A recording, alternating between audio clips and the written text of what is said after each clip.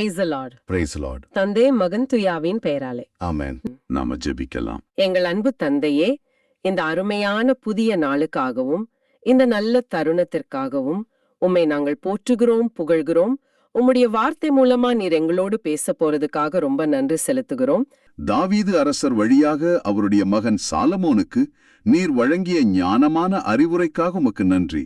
ஒரு தலைமுறை அடுத்த தலைமுறைக்கு விசுவாசத்தையும் ஞானத்தையும் எப்படி கடத்த வேண்டும் என்பதன் முக்கியத்துவத்தை எங்களுக்கு உணர்த்தியதற்காக உமக்கு நன்றி. ஆம் தந்தையே, உமக்கு நன்றி. உம்முடைய சட்டங்களை பின்பற்றுவதில்தான் உண்மையான வெற்றி, உண்மையான நிலைத்தன்மை இருக்கிறது என்பதை மீண்டும் ஒரு முறை எங்களுக்கு நினைவூட்டியதற்காக நன்றி. உமது மாட்சியையும் பெருமையையும் அப்புறம் உமது வலிமையையும் ஒவ்வொரு நொடியும் எங்களுக்கு பறைசாற்றி கொண்டிருக்கிற இந்த அற்புதமான வசனங்களுக்காக ரொம்ப நன்றி தந்தையே. இந்த அருமையான வேளையில இன்றைய வார்த்தை யூடியூப் சேனல்ல வாசகத்தின் வழியாக வெளிச்சம் நிகழ்ச்சியை பார்க்கிற ஒவ்வொருத்தரையும் உம்முடைய கரத்துல ஒப்படைக்கிறோம். ஆண்டவரே, அவங்க தேவைகள் என்னன்னு உமக்கு தெரியும். அவங்களோட கவலைகள், கண்ணீர், போராட்டங்கள் எல்லாத்தையும் உம்முடைய பாதத்துல வைக்கிறோம். அவங்க பாவங்களை மன்னியும், நோய்களை குணமாக்கும். உம்முடைய எல்லை இல்லாத இரக்கத்தையும் வற்றாத கிருபையும் அவங்க ஒவ்வொருத்தர் மேலேயும் அவங்க குடும்பங்கள் மேலேயும் நிறைவா பொழியும். அவர்களோடு இரும் ஆண்டவரே. அவர்களுக்கு தேவையான மன்னிப்பையும் குணமடைதலையும் இரக்கத்தையும் கிருபையையும் நீர் நிறைவாக வழங்கும்படி மன்றாடுகிறோம். அவர்கள் ஒவ்வொருவரும் உம்முடைய வார்த்தையை கேட்டு அதன்படி வாழ்ந்து உம்முடைய இறையாட்சியின் சாட்சிகளாக மாற அருள் தாரும். அதுலயும் குறிப்பா இந்த உலகத்துல பலவிதமான சவால்களுக்கு நடுவுல உமது நற்செய்தியை உலகெங்கும் பறைசாற்றிக்கிட்டு இருக்கிற ஒவ்வொரு நற்செய்தியாளரையும் ஆசிர்வதிங்க. ஆமாம் ஆண்டரே. அவங்களுக்கு தேவையான ஞானத்தையும் ஆற்றலையும் வலிமையையும் தைரியத்தையும் உமது கரங்களிலிருந்து நிறைவா பொழிந்துருளுங்க. தந்தையே, எங்களுடைய பாவங்களையும் குறைகளையும் உமது திருமுன்னாடி வைக்கிறோம். எங்களை மன்னியுங்க. எங்களை மன்னியம் ஆண்டவரே. உமது இரக்கத்தால எங்களை கழுவி உமது கிருபையால எங்களை முழுமையா நிரப்புங்கப்பா. ஆண்டவரே, குறிப்பா உடல் ரீதியாகவும் மன ரீதியாகவும் நோய்களால கஷ்டப்படுற ஒவ்வொருத்தரையும் உமது பாதத்துல வைக்கிறோம்.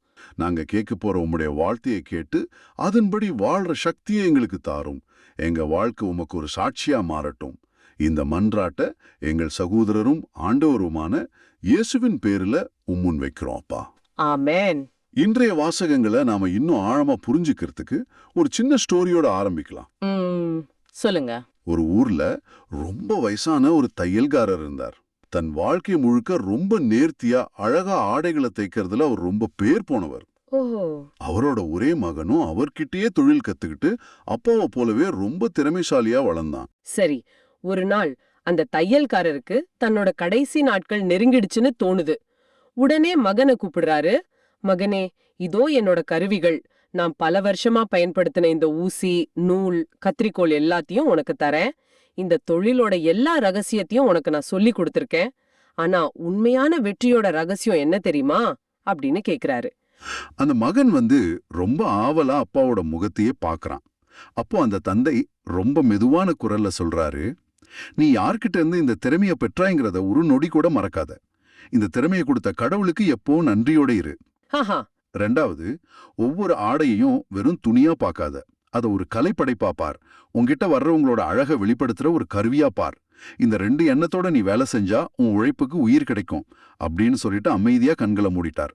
ரொம்ப அழகான ஒரு நிகழ்வு இது. இது இன்றைய வாசகங்கள்ல வர்ற 2 முக்கியமான அறிவுரைகளை நமக்கு ரொம்ப தெளிவா ஞாபகப்படுத்துது. ஆமா, ஒன்னு தாவீது அரசர் தன் மகன் சாலமோனுக்கு கொடுக்கிற அறிவுரை. இன்னொன்னு நம்ம ஆண்டவர் இயேசு தன்னுடைய சீடர்களுக்கு கொடுக்கிற அறிவுரை.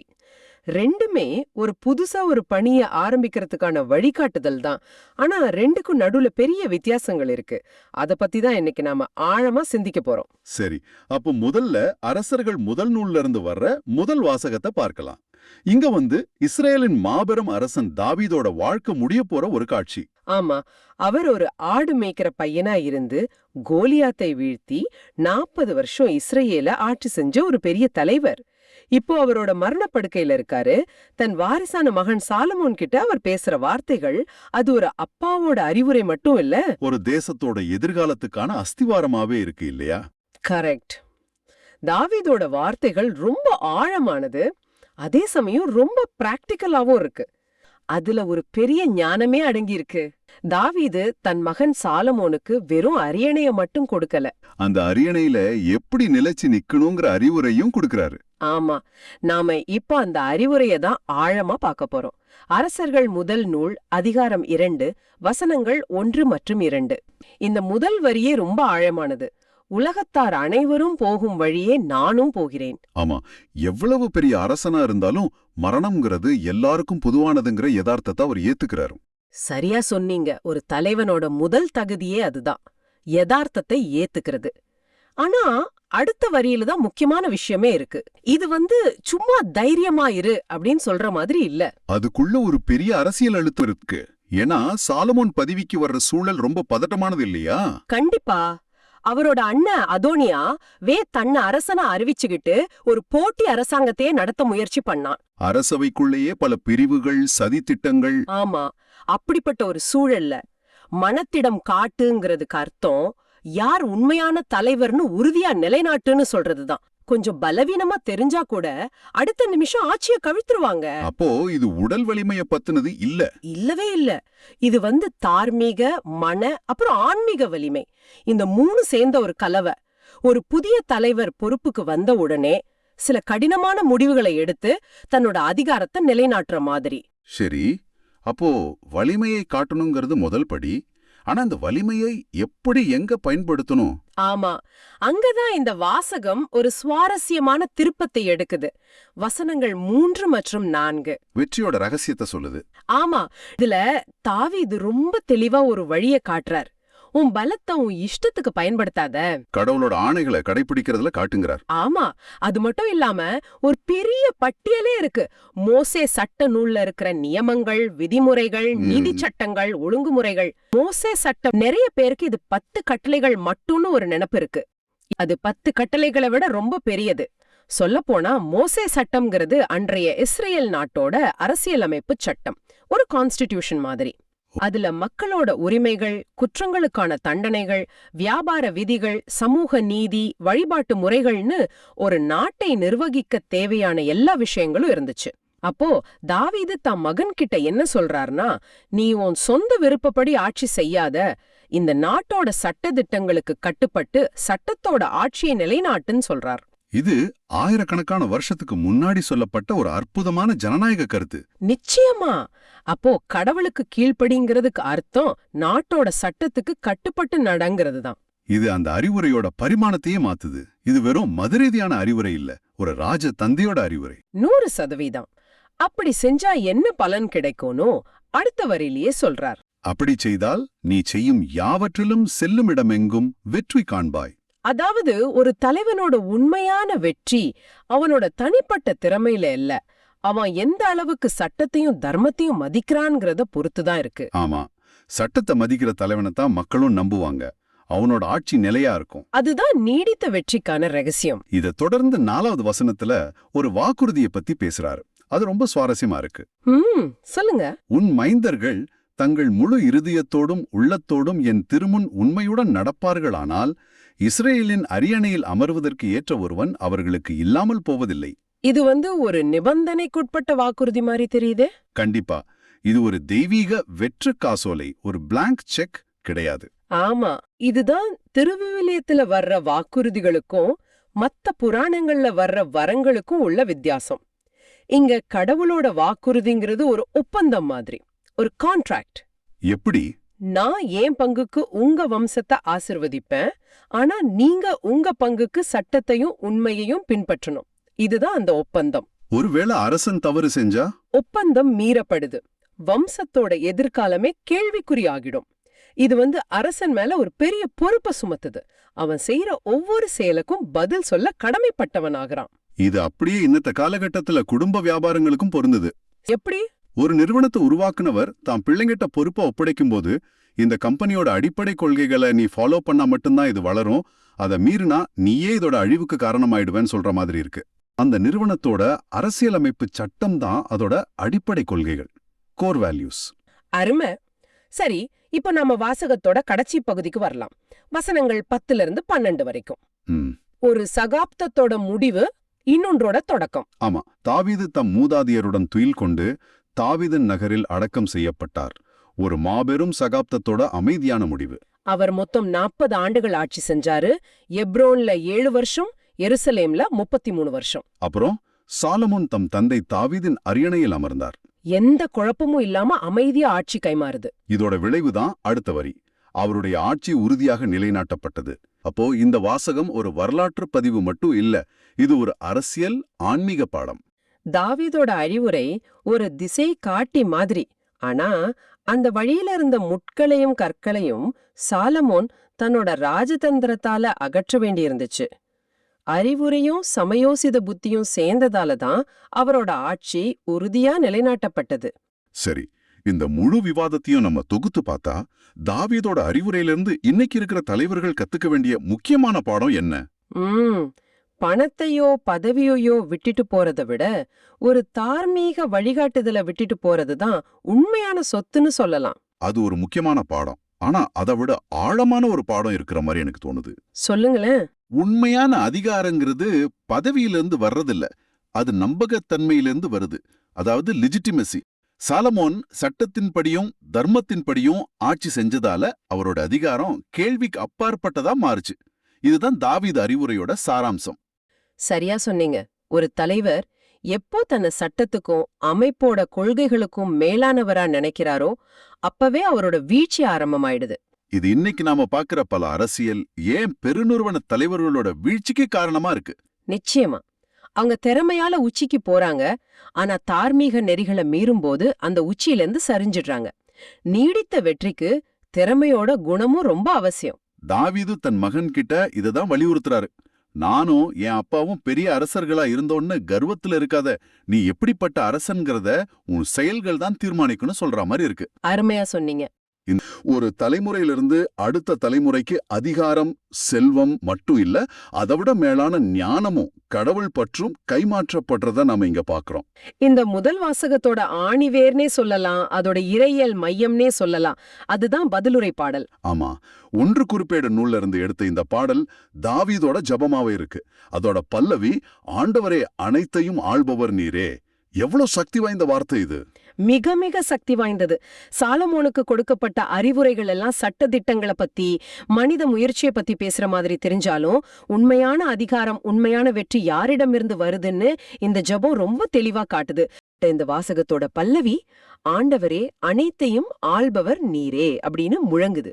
ஆமா, இந்த வாசகத்தோட பின்னணிய பார்த்தா அது இன்னும் ஆழமான அர்த்தத்தை கொடுக்கும். இது தாவீது அரசர் கடவுளோட இல்லமான கோவில கட்டுறதுக்காக மக்களும் தலைவர்களும் மனசார கொடுத்த காணிக்கைகளை பார்த்துட்டு கடவுளை போற்றி பாடுற ஒரு அற்புதமான ஜெபம் இது. ஓஹோ, அப்படியா? ஆமா, வெற்றியோட உச்சத்துல ஒரு அரசர் எவ்வளவு பணிவோட இருக்க முடியும்னு காட்டுறதுக்கு இது ஒரு சிறந்த எடுத்துக்காட்டு. இதுல முதல் வரியே, எங்கள் தந்தை இஸ்ரேலின் ஆண்டவரே நீர் என்றென்றும் வாழ்த்தப் பெறுவீராக அப்படின்னு இருக்கு. அந்த எங்கள் தந்தைங்கிற வார்த்தை ரொம்ப நெருக்கமா இருக்கு. அருமையான பார்வை. அந்த உறவோட ஆழம்தான் இந்த ஜெபத்தோட அடித்தளமே. ஒரு பிள்ளை எப்படி தன் அப்பாவோட பெருமையை பார்த்து வியக்குமோ அதே மாதிரி தாவீது கடவுளோட பெருமைகளை பட்டியலிடுறாரு. அடுத்த வரிய பாருங்க. ஆண்டவரே பெருமை, வலிமை, மாட்சி, வெற்றி, மேன்மை உமக்கே உரியன. இந்த 5 வார்த்தைகளும் எவ்வளவு சக்தி வாய்ந்தது! ஆமா. மனுஷன் தனக்கு சொந்தம்னு கொண்டாட விரும்புற அத்தனை விஷயத்தையும் தாவீது இங்க பட்டியலிட்டு, இது ஒன்னும் கூட எனக்கு இல்ல, உமக்கே உரியனன்னு உரிமை மாற்றம் செய்யறாரு. இதுதான் நாம தடுமாறுற இடம்னு நினைக்கிறேன்.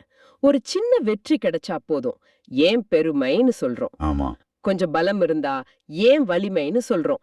ஆனா தாவீது ரொம்ப தெளிவா சொல்றாரு, இதெல்லாம் மனுஷனுக்கு உரியதில்ல, கடவுளுக்கு உரியதுன்னு. அதற்கான காரணத்தையும் அடுத்த வரியிலேயே ரொம்ப ஆணித்தரமா சொல்றாரு. ஏனெனில் விண்ணுலகில் மண்ணுலகில் உள்ள அனைத்தும் உம்முடையவை. இதுதான் அசைக்க முடியாத உண்மை. சரி, ஏன் பெருமை கடவுளுக்கு உரியது? ஏன்னா நம்ம பெருமைப்பட காரணமா இருக்கிற நம்ம திறமை, வாய்ப்பு, ஏன் நம்ம உயிரே அவரோடது. உண்மைதான். இது ஒரு முக்கியமான கேள்வியை எழுப்புது. அப்போ நமக்கிட்ட இருக்கிற திறமைகள், நம்மளோட அறிவு, கடின உழைப்பு இதெல்லாம் நம்மளோடது இல்லையா? இதெல்லாமே கடவுளால் கொடுக்கப்பட்ட கொடைகள், விதைகள் மாதிரி. ஓகே. அந்த விதைகளை கடவுள் நம்ம கையில தராரு. அத நாம நம்மளோட கடின உழைப்பால, முயற்சியால நிலத்துல விதைச்சு தண்ணி ஊத்தி பார்த்து பலன் காணணும். அந்த உழைப்பு நம்மளோடது. சரி. ஆனா அந்த விதையும் அதை முளைக்க வைக்கிற நிலமும் அதுக்கு தேவையான தண்ணியும் சூரிய ஒளியும் யாருடையது? எல்லாமே அவரோடது தான். அப்போ நாம ஒரு தோட்டக்காரர் மாதிரி. அதேதான். நாம தோட்டக்காரர் மட்டும்தான். தோட்டமே அவருக்கு தான் சொந்தம். அதனால வர்ற பெருமையும் அவருக்கே சேரணும். அப்போ நாம வெற்றி பெறும்போது சந்தோஷப்படக்கூடாதா? அத பெருமையா நினைக்க கூடாதா? நிச்சயமா சந்தோஷப்படலாம், பெருமைப்படலாம். ஆனா அந்த பெருமை நன்றியுணர்வா மாறணும். நான் சாதிச்சேங்கிற அகந்தையா இல்லாம, கடவுள் என் வழியா இதை செஞ்சாரு, அவருக்கு நன்றிங்கிற பணிவா மாறணும். ம். இதுதான் உண்மையான ஆன்மீக முதிர்ச்சி. வாசகத்தோட அடுத்த பகுதி இந்த சிந்தனையை இன்னும் ஆழமாக்குது. ஆண்டவரே, ஆட்சி உம்முடையதே, நீர் யாவர்க்கும் தலைவராய் உயர்ந்துள்ளீர், செல்வம் மாட்சி உம்மிடமிருந்தே வருகின்றன. ஆமா, இங்க ஆட்சிங்கிற கருத்து வருது. உலகத்துல பல ஆட்சியாளர்கள் இருக்கலாம். ஆனா உண்மையான முழுமையான ஆட்சி கடவுளுடையது. அவரே யாவர்க்கும் தலைவர். செல்வம் மாட்சி உம்மிடமிருந்தே வருகின்றன. இந்த வரி இன்னிய உலகத்துல நாம அடிக்கடி மறந்துடுற ஒரு உண்மை. ஆமா, உழைப்பும் புத்திசாலித்தனமும் தேவைதான். திருவிவிலியம் சோம்பேறித்தனத்தை ஆதரிக்கிறதே இல்ல. ஆனா உழைக்கிறதுக்கான உடல் வலிமையையும் சிந்திக்கிறதுக்கான அறிவையும் கொடுத்தது யாரு? கடவுள்தான். ஒரு விவசாயி எவ்வளவுதான் உழைச்சாலும் சரியான நேரத்துல மழை பெய்யலனா அவனோட உழைப்பு வீண்தானே. ஆக செல்வமும் சரி, அதனால வர்ற மாட்சியும் சரி, அதோட மூலம் கடவுள்கிட்ட இருந்து தான் வருது. நாம ஒரு நிர்வாகி மட்டும்தான், உரிமையாளர் இல்ல. இத நாம முழுசா உணர்ந்துகிட்டா நம்ம கிட்ட செல்வம் இருக்கும்போது கர்வமும் வராது, இல்லாத போது விரக்தியும் வராது. மிகச்சரியா சொன்னீங்க. அது மட்டும் இல்ல, நமக்கிட்ட இருக்கிற செல்வத்தை நாம எப்படி பயன்படுத்துறோம்ங்கிறதுலயும் ஒரு பெரிய மாற்றம் வரும். அது எப்படி? இது என்னுடையதுன்னு நினைச்சா நமக்காக மட்டும் செலவு செய்வோம். ஆனா இது கடவுளால் கொடுக்கப்பட்ட ஒரு பொறுப்புன்னு உணர்ந்தா அதை மத்தவங்களோட பகிர்ந்துக்க தொடங்குவோம். அப்போ செல்வம் ஒரு சேவைக்கான கருவியா மாறும். அதேதான். வாசகத்தோட இறுதி பகுதி இந்த சிந்தனையோட உச்சம்னே சொல்லலாம். நீரே அனைத்தையும் ஆள்பவர், ஆற்றல் வலிமை கையில் உள்ளன, எவரையும் பெருமைப்படுத்துவதும் வலியவராக்குவதும் கையில் உள்ளன. இன்னும் ஒரு வலிமையான ஆறுதலான வார்த்தைகள். ஆமா, அதிகாரம் முழுமையா கடவுளோட கைகள்ல கொடுக்கப்படுது. அவர் வெறும் பார்வையாளர் இல்ல, அவர் அனைத்தையும் ஆள்பவர், செயல்படுத்துபவர். இதுல எனக்கு ரொம்ப பிடிச்ச பகுதி, எவரையும் பெருமைப்படுத்துவதும் வலியவராக்குவதும் கையில் உள்ளன அப்படிங்கறதுதான். இது ஒரு பெரிய நம்பிக்கைய கொடுக்குது. கண்டிப்பா. இந்த உலகத்துல நம்மள குறைச்சு மதிக்கிறவங்க இருக்கலாம். ஆனா ஒரு சாதாரண இடையனான தாவீத ஒரு மாபெரும் அரசரா பெருமைப்படுத்தின கடவுளோட கைகள்ல நம்மள பெருமைப்படுத்துறதும் இருக்குங்கிற நம்பிக்கை எவ்வளவு பெரியது. ஆம், அதே நேரத்துல இது ஒரு எச்சரிக்கையும் கூட. நாம இன்னைக்கு பெருமையோட இருந்தா அது நம்மளோட சாதனை இல்ல, அது கடவுளால் கொடுக்கப்பட்டது. அவர் நினைச்சா அதை எடுக்கவும் முடியும். இந்த உணர்வு நம்மளை எப்பவும் பணிவோட வைத்திருக்க உதவும். இந்த வாசகம் தொடக்கத்துல நாம செஞ்ச ஜெபத்தோட எவ்வளவு அழகா இணையுது பாருங்க. அது எப்படின்னு கொஞ்சம் விளக்க முடியுமா? நாம நற்செய்தியாளர்களுக்காக ஜெபிச்சோம் இல்லையா? அவங்களுக்கு ஞானம், ஆற்றல், வலிமை வேணும்னு கேட்டோம். ஆமா. இந்த வாசகம் என்ன சொல்லுது? ஆற்றலும் வலிமையும் ஒருத்தரை பெருமைப்படுத்துறதும் கடவுளோட கையில இருக்கு. அப்போ ஒரு நற்செய்தியாளர் திறமையா பேசுறார்னா அந்த ஆற்றல் எங்கிருந்து வருது? கடவுள்கிட்ட இருந்து தான் வருது. கரெக்ட். அப்போ நற்செய்தியாளர்கள் உட்பட கடவுளோட பணியை செய்யற யாரும் தங்களோட வெற்றியை கண்டு பெருமைப்படாம அத கடவுளோட செயலா பார்க்கணும். அவங்க ஒரு கருவி மட்டும்தான். வாய்க்கால்கள் மாதிரி. அருமை. அவங்க வெறும் வாய்க்கால்கள். பாயிர தண்ணீர் கடவுளுடையது. இந்த உணர்வு இருக்கும்போது அவங்க சோர்ந்து போக மாட்டாங்க. அதே மாதிரி பெரிய வெற்றிகள் கிடைக்கும்போது நான்கிற கர்வம் வராது. ஒவ்வொரு நாளும் இத உணர இந்த வாசகம் நமக்கு உதவுது. ஆமா. வாழ்வோட ஒவ்வொரு வெற்றிலையும் ஆண்டவரே பெருமை உமக்கே உரியதுன்னு சொல்ல நம்ம கத்துக்கணும். ஒவ்வொரு சோதனையிலையும் ஆண்டவரே என்னை வலியவராக்குவது கையில் உள்ளதுன்னு நம்பி அவர்கிட்ட சரணடையணும். நம்ம பல்லவி திரும்பவும் அதை உறுதிப்படுத்துது. ஆண்டவரே அனைத்தையும் ஆள்பவர் நீரே. ஆமா. நம்ம வாழ்க்கை, திறமை, செல்வம், எதிர்காலம்னு எல்லாத்தையும் ஆள்பவர் அவர்தான். இந்த முழுமையான அர்ப்பணிப்பு உணர்வோட வாழும்போது நம்ம வாழ்க்கையில தேவையற்ற கவலைகளும் பயங்களும் போய் உண்மையான அமைதி பிறக்கும். ஆமா, அந்த அர்ப்பணிப்பு பயத்திலிருந்து வர்றதில்ல.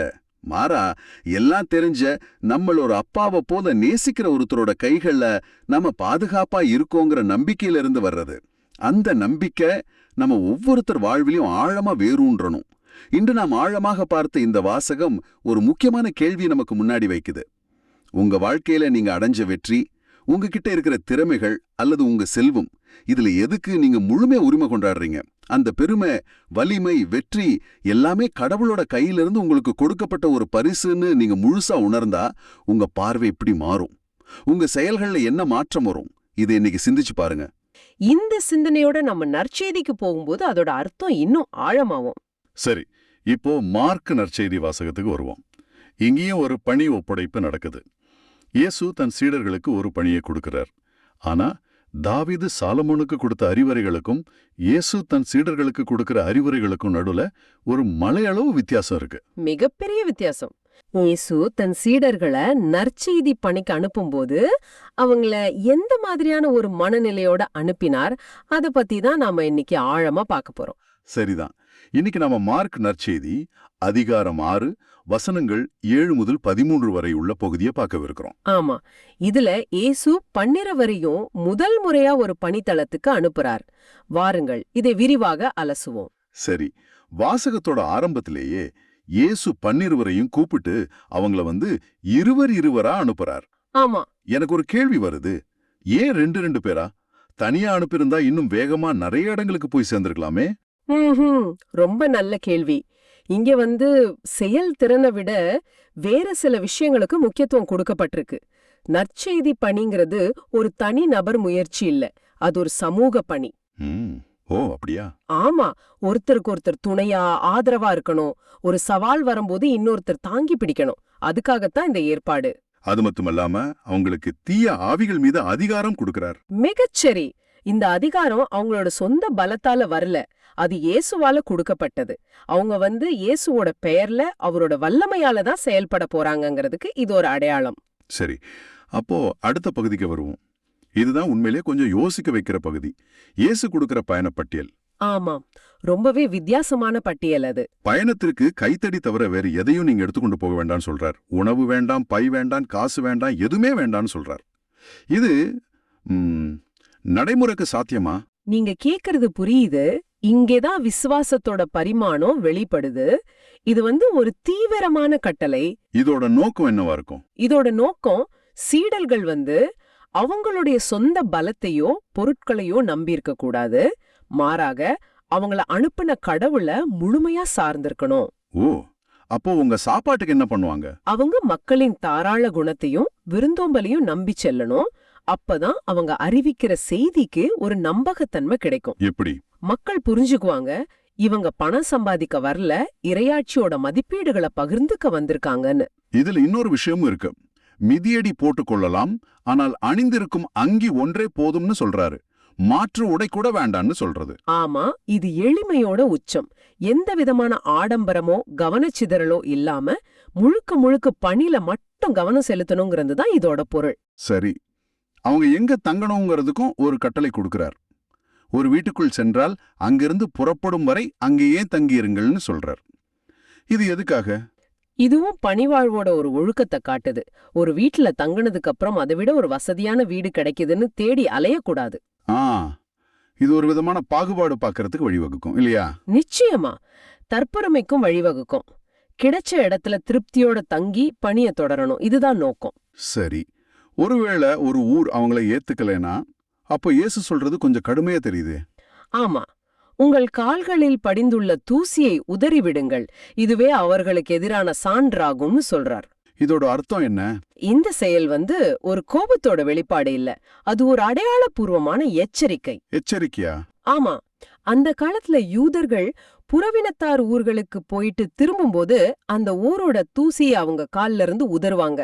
அதாவது அந்த அசுத்தமான இடத்தோட எங்களுக்கு எந்த சம்பந்தமும் இல்லைன்னு காட்டுறதுக்கு. இங்க இயேசு அதையே செய்ய சொல்றாரு. ஓஹோ, அதாவது கடவுளோட வார்த்தையை நாங்க கொண்டு வந்தோம், நீங்க அதை நிராகரிச்சுட்டீங்க, இனி இதுக்கு நாங்க இல்ல, நீங்க தான் பொறுப்பு அப்படின்னு சொல்றதுக்கு சமம். கரெக்ட். அப்போ அந்த தூசி உதறுதல் அவங்களோட இருந்த உறவை துண்டிக்கிற மாதிரி ஒரு செயலா? சரியா சொன்னீங்க. உறவை துண்டித்து அடுத்த இடத்திற்கு செல்வதை குறிக்குது. சீடர்கள் அவங்க கடமைய செஞ்சுட்டாங்க, அவ்வளவுதான். ஓகே, இப்போ இயேசுவோட கட்டளைகளை ஏத்துக்கிட்டு சீடர்கள் புறப்பட்டு போறாங்க. அவங்க பணியோட விளைவுகள் என்னவா இருந்துச்சு? வாசகம் அதை ரொம்ப அழகா 3 விஷயங்களா பட்டியலிடுது. சொல்லுங்க. 1, அவங்க மக்கள் மனம் மாற வேண்டும் என்று பறைசாற்றினாங்க. இதுதான் நற்செய்தியோட முதல் படி. 2, பல பேய்களை ஓட்டினாங்க. இது இயேசு அவங்களுக்கு கொடுத்த அதிகாரம் செயல்பட்டதை காட்டுது. தீமையின் மீது கடவுளின் வல்லமை வெற்றி பெறுவதை இது உணர்த்துது. 3, மூன்றாவது, உடல் நலமற்றோர் பலரை எண்ணெய் பூசி குணப்படுத்தினாங்க. இது இறையாட்சியோட குணமளிக்கும் இரக்கமுள்ள தன்மைய காட்டுது.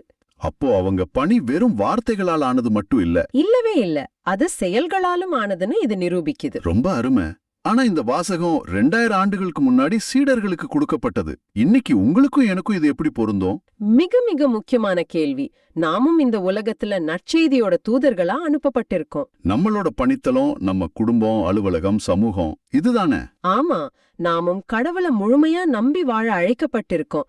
பொருள் சேர்க்கறதுலயும் பாதுகாப்பை தேடுறதுலயும் நம்ம கவனத்தை சிதற விடாம ஒரு எளிமையான வாழ்வு வாழ நம்ம கிட்ட இருக்கிறத பகிர்ந்து கொள்ளவும் இந்த வாசகம் நம்மள தூண்டுது. இறுதியாக உங்களுக்கு ஒரு சிந்தனையை விட்டுச் செல்கிறோம். இயேசுவின் சீடர்கள் தங்கள் பயணத்திற்காக பலவற்றை விட்டுட்டு போக வேண்டியிருந்தது. ஆமா, இன்னைக்கு கடவுளோட அன்பை உங்க சுற்றத்தாருக்கு எடுத்துச் சொல்ல நீங்க உங்க வாழ்க்கையில விட்டுவிட வேண்டிய தேவையற்ற பாரங்கள் அல்லது சுமைகள் என்னென்ன? அது ஒரு பழக்கமா இருக்கலாம், ஒரு உறவா இருக்கலாம், அல்லது ஒரு பொருள் சார்ந்த பற்றாக கூட இருக்கலாம். சிந்தித்து பாருங்கள். சாலமோனுக்கு ஒரு நிலையான அரச சட்டங்களோட வழிநடத்த சொல்லப்பட்டது. ஆனா இங்க சீடர்களோ எந்த ஒரு உலக பாதுகாப்புமே இல்லாம அடுத்த வேளை சாப்பாடு என்னன்னு கூட தெரியாம முழுமையா கடவுளோட பராமரிப்புல நம்பிக்கை வச்சு அனுப்பப்படுறாங்க. இது ஒரு தீவிரமான சார்பு நிலை பயிற்சி. இந்த இடத்துல திருத்தந்தை 16ஆம் பெனடிக்டோட சிந்தனை நமக்கு இன்னும் ஆழமான ஒரு புரிதலை கொடுக்குது. அவர் சொல்றாரு, இயேசு தனது சீடர்களை தனது பணியில் தொடக்கத்திலிருந்தே ஈடுபடுத்துவது ஒரு பயிற்சி காலம் போன்றது அப்படின்னு. ஆமா, இது இயேசுவோட அன்பை காட்டுது. அவர் எல்லாம் செய்ய வல்லவர்னாலும் தன் பணியில மனிதர்களோட பங்களிப்பா அவர் எப்பவும் நிராகரிக்கிறது இல்ல. சீடர்களோட குறைகள் தெரிஞ்சும் அவங்கள தன்னோட தூதர்களா நியமிச்சு கண்ணியப்படுத்துறார். திருத்தந்தை சொல்ற மாதிரி பணம், வசதிகள் மேல பற்று இல்லாம இருக்கணும்னு இயேசு சொல்றது மூலமா நற்செய்தியோட சக்தி பொருளுடைமையில இல்ல, கடவுளோட கிருபையில தான் இருக்குன்னு கத்துக் கொடுக்கிறார். உண்மைதான். நம்ம பணிக்கு மக்கள் தர்ற காணிக்கையோ வசதிகளோ ஆதாரம் இல்ல. கடவுள் மேல நாம வச்சிருக்கிற முழுமையான சார்பு நிலைதான் நம்ம பணியோட வெற்றிக்கு ஒரே ஆதாரம். திருத்தந்தை பெனடிக்ட் இதை விளக்கும்போது, நிராகரிப்பு, துன்புறுத்தல்களை சந்திக்க நேரிடும்னு இயேசு அவங்களை எச்சரிக்கிறார். ஆனா அவங்க பயப்படக்கூடாது. வெற்றிய பத்தி கவலைப்படாம கடவுளோட ஆட்சிய பத்தி பிரசங்கிக்கணும். வெற்றிங்கிறது கடவுள்கிட்ட விடப்படணும் அப்படின்னு ரொம்ப ஆழமா விளக்குறார். எவ்வளவு ஒரு விடுதலை தரக்கூடிய பார்வை இது. இப்போ இந்த 3 வாசகங்களையும் ஒன்னா இணைச்சு பார்க்கலாம். நமக்கு 2 விதமான பணி மாதிரிகள், அதாவது மிஷன் மாடல்ஸ் கிடைக்குது. ஆமா, முதல் வாசகத்துல தாவீது ஒரு கட்டமைக்கப்பட்ட பணிக்கு, அதாவது ஒரு ஸ்ட்ரக்சர்ட் மிஷனுக்கு சாலமோனை தயார்படுத்துறார். சட்டங்கள், விதிகள், ஒரு நிலையான அரசு, வம்சாவளி ஆட்சி, இதுதான் வெற்றியோட வழி. இது மனித ஒழுங்கமைப்பையும் கடவுள் கொடுத்த சட்டங்களை கடைபிடிக்கிறதையும் சார்ந்திருக்கு. ஆனா நற்செய்தியிலையும் இயேசு ஒரு பட்டற்ற பணிக்கு, மிஷன் ஆஃப் டிட்டாச்மெண்ட்க்கு சீடர்கள் அனுப்புறார். உலக பாதுகாப்பு இல்ல, திட்டமிட்ட வாழ்வாதாரம் இல்ல, சேமிப்பு இல்ல. கடவுளோட பராமரிப்பு மேல வைக்கப்படுற முழுமையான தீவிரமான நம்பிக்கை மட்டும்தான் அவங்களோட ஒரே ஆதாரம். இங்க வெற்றியோட அளவுகோல் எத்தனை பேர் மனம் மாறினாங்கன்னோ மக்கள் அவங்கள ஏத்துக்கிட்டாங்களாங்கிறதும் இல்ல. மாறாக நிராகரிப்புகளுக்கு மத்தியிலையும் கடவுளோட வார்த்தையை உண்மையா அறிவிக்கிறது மட்டும்தான். சாலமோனோட வெற்றி சட்டத்தை கடைபிடிக்கிறதுல இருக்கு, சீடர்களோட வெற்றி கடவுளை முழுசா சார்ந்து இருக்கிறதுல இருக்கு. ஆனா இந்த ரெண்டுக்குமான மையப்புள்ளி ஒண்ணுதான். எளிமையான பணியா இருந்தாலும் சரி, உண்மையான அதிகாரம், செல்வம், மாட்சி, வெற்றி எல்லாமே கடவுள்கிட்ட இருந்துதான் வருது. சாலமோன் அரியணையில உட்கார்றதும் சீடர்கள் பேய்களை ஓட்டுறதும் கடவுளோட வல்லமையால தான் நடக்குது. சோ அந்த மையப்புள்ளி எப்பவும் மாறாது. ஆண்டவரே, அனைத்தையும் ஆள்பவர் நீரே. இறுதியா இந்த வாசகங்கள் இன்னைக்கு உங்ககிட்ட என்ன பேசுதுன்னு நாம சிந்திச்சு பார்க்கலாம். நம்ம ஒவ்வொருத்தருக்கும் கடவுள் ஒரு பணியை கொடுத்திருக்கார். அது நம்ம குடும்பத்துல ஒரு நல்ல பெற்றோரா இருக்கிறது, நம்ம வேலை செய்யற இடத்துல நேர்மையா உழைக்கிறது, நம்ம திருச்சபையில தன்னார்வ பணி செய்யறதுன்னு எதுவா வேணும்னாலும் ஆக்கலாம். அந்த பணியை நாம எப்படி செய்யறோம்? நாம சாலமோனை போல நம்ம திட்டங்கள், நம்ம சேமிப்புகள், நம்ம திறமைகள், நம்ம தொடர்புகள்ங்கிற சட்டங்களையும் விதிகளையும் நம்ம சொந்த பலத்தையும் நம்பி நம்ம பணிய செய்யறோமா? இல்ல சீடர்களை போல கைத்தடிய தவிர வேற எதுவும் இல்லாம, நாளைக்கு பத்தின தேவையில்லாத கவலை இல்லாம முழுமையா கடவுளோட பராமரிப்பை நம்பி பயணிக்க தயாரா இருக்கோமா? நம்ம வெற்றியோட ஆதாரம் எது? நம்ம பட்டங்களா, பதவிகளா, பேங்க் பேலன்ஸா? இல்ல, அனைத்தையும் ஆளும் நம்ம கடவுளா? நாம தோல்வியை சந்திக்கும் போது, மக்கள் நம்மள நிராகரிக்கும் போது, நாம உடைஞ்சு போறோமா இல்ல காலில் பட்ட தூசியை உதறிவிட்டு அடுத்த கட்டத்துக்கு நம்மால போக முடியுதா? நம்மளோட சார்பு நிலை யார் மேல இருக்குன்னு இன்னைக்கு நம்ம சிந்திச்சு பார்ப்போம். இந்த ஆழமான பார்வை உங்களுக்கு பயனுள்ளதாக இருக்குதுன்னு நினைச்சா மத்தவங்களுக்கு இந்த வீடியோவை ஷேர் பண்ணுங்க. நற்செய்தியின் தூதராக இறையாட்சி எடுத்துரைங்க. நன்றி. மீண்டும் நாளை சந்திப்போம். இயேசுவுக்கே புகழ். அன்னை மரியே வாழ்க.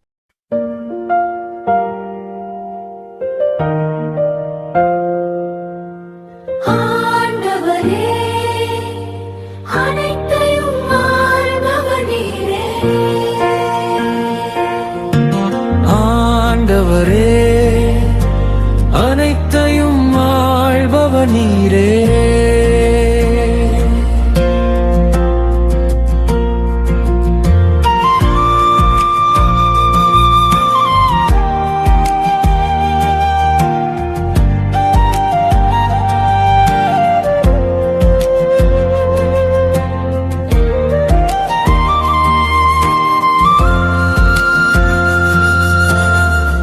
எங்கள் மூதாதை இஸ்ரவேலின் ஆண்டவரே, நீர் என்றென்றும் வாழ்த்தப் பெறுவீராக.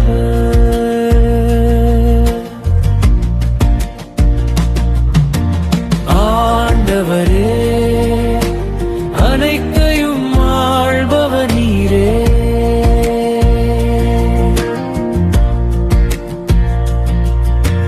ஆண்டவரே, பெருமையும் வலிமையும் ஆட்சியும் வெற்றியும் மேன்மையும் உமக்கே உரியன. ஏனெனில் விண்ணுலகிலும் மண்ணுலகிலும் இருக்கும் அனைத்தும் உம்முடையவை. ஆண்டவரே, அனைத்தையும் ஆள்பவர் நீரே.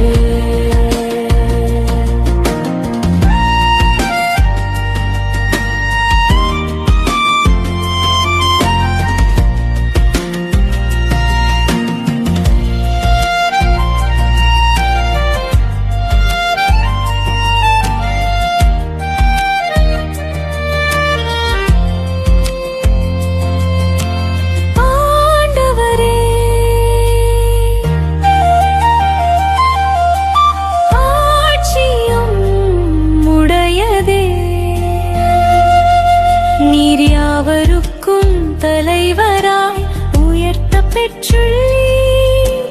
செல்வமும் ஆட்சியும் உம்மிடமிருந்தே வருகின்றன.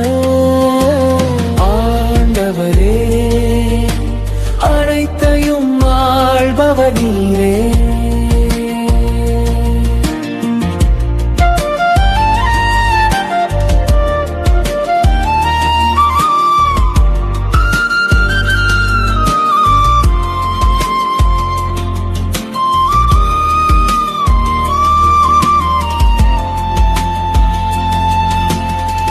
நீரே அனைத்தையும் ஆள்பவர். ஆற்றலும் வலிமையும் கையில் உள்ளன. எவரையும் பெருமைப்படுத்துவதும் வலியவராக்குவதும் உம் கையில்